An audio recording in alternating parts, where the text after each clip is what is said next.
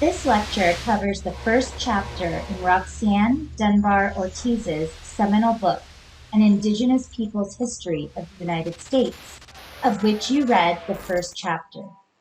It will also prepare you for the other materials in this module.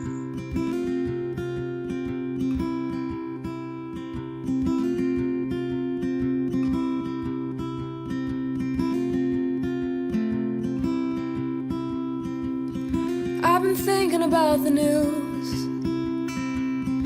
Daddy leaves it on all day through. I've been thinking about the wars, and to be honest, I can't take it anymore. I hear you every day, the awful words you say, but hate can't be the face of the American dream.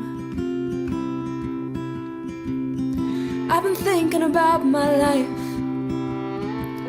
and how one day I want to be a mother and a wife. I've been scared of that thought too.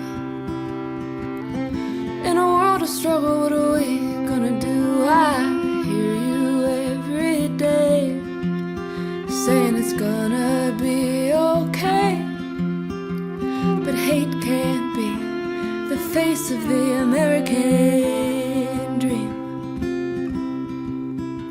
Native communities predate the arrival of settler colonists by thousands of years. Native communities have governed themselves from time immemorial and have maintained independent institutions, cultures, and territories.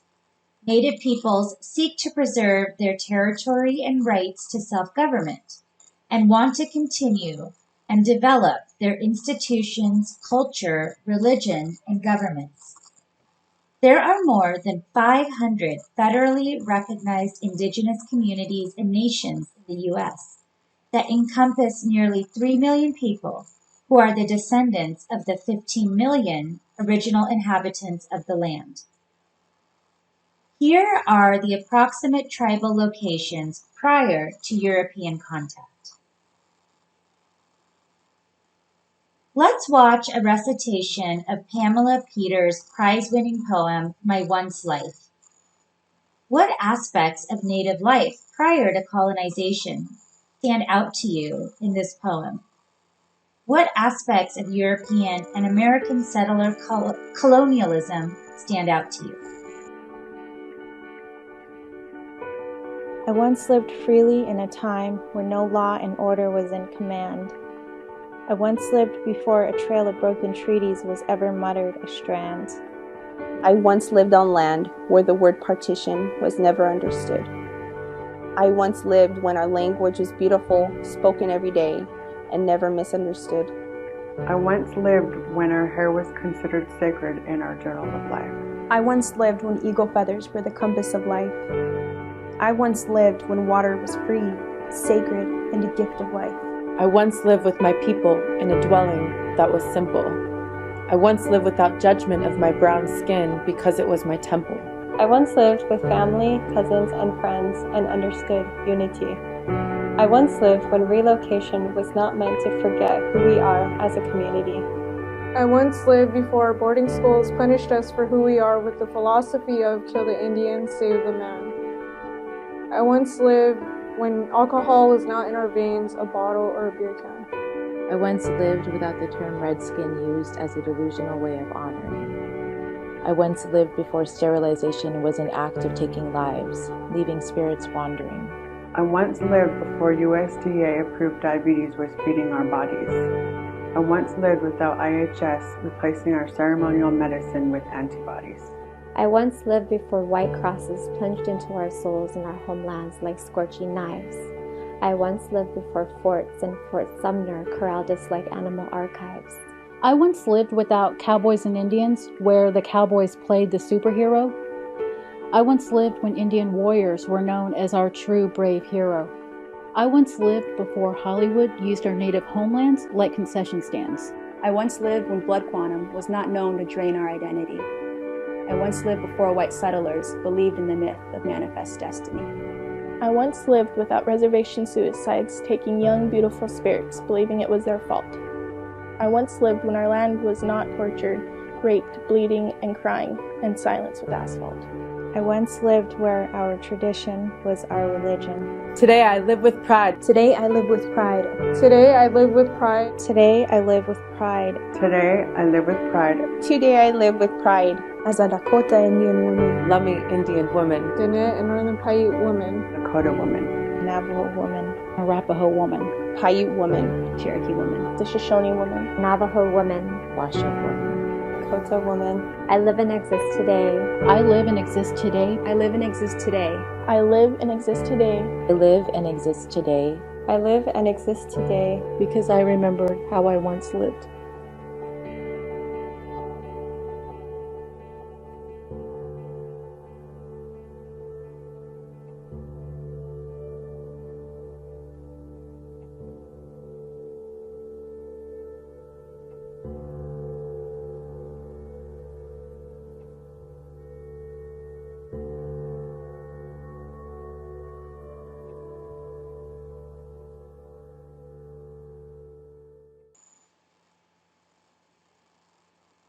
Dunbar-Ortiz introduces us to a very critical ideology that prevailed in Western views of the Americas. It is the doctrine of discovery. Responding to the requirements of a paradoxical age of the Renaissance and the Inquisition, the West's first modern discourses of conquest articulated a vision of all humankind united under a rule of law discoverable solely by human reason. Unfortunately for the indigenous in the Americas, the West's first tentative steps towards this noble vision of a law of nations contained a mandate for Europe's subjugation of all peoples whose radical divergence from European-derived norms of right conduct signified their need for conquest and remediation. You will be reading excerpts from Columbus's journal and learning about two famous paintings that depict Europeans' first encounters with the Americas. As you read, think about the various themes we see in the images and texts produced during and about this time, including Christopher Columbus's own reports. The form of colonialism that the indigenous peoples of North America have experienced was modern from the beginning. The expansion of European corporations, backed by government armies, into foreign areas, with subsequent expropriation of land and resources. Dunbar-Ortiz argues that settler colonialism is a genocidal policy. Native nations and communities, while struggling to maintain fundamental values and collectivity, have from the beginning resisted modern colonialism, using both defensive and offensive techniques, including the modern forms of armed resistance of national liberation movements that we studied in what now are called terrorist acts. In every instance, they have fought for survival as peoples.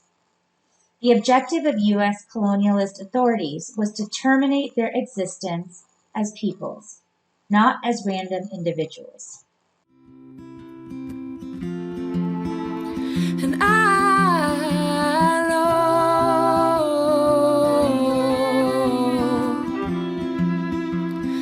we've got a long way to go,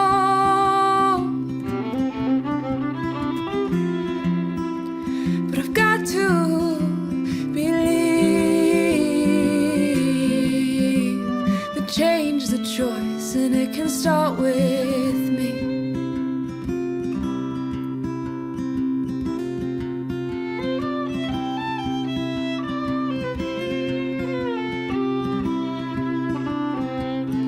I've been thinking about our mother and how they took her away from her people, put her in a boarding school, away from her brother, sister, and culture. I can hear her every night saying we've gotta make this right, 'cause hate can't be the face of the American dream. And I know